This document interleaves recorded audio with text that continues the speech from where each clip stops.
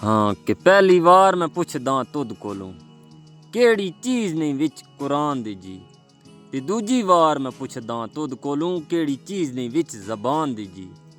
ते त्रीजी वार मैं पुछदा तुद कोलों केड़ी चीज़ नहीं विच आसमान दी जी। इस बेद देवी जवाब मैनू नहीं ते नहीं बेटा मुसलमान दा जी। जेड़ा पढ़दा नबी रसूल दा है ओ होंदा बेटा मुसलमान दा जी। पहली वार मैं दसना तैन सजना एक झूठ नहीं विच कुरान दे जी। लिखिया झूठ नहीं विच कुरान दे जी। ते दूजी वार मैं दसदा तैन सजना हड्डी कोई नहीं विच ज़बान दे जी। हड्डी कोई नहीं विच ज़बान दे जी। ते त्रीजी वार मैं दसना तैन सजना कब्र कोई नहीं विच आसमान दे जी। कब्र कोई नहीं विच आसमान दे जी।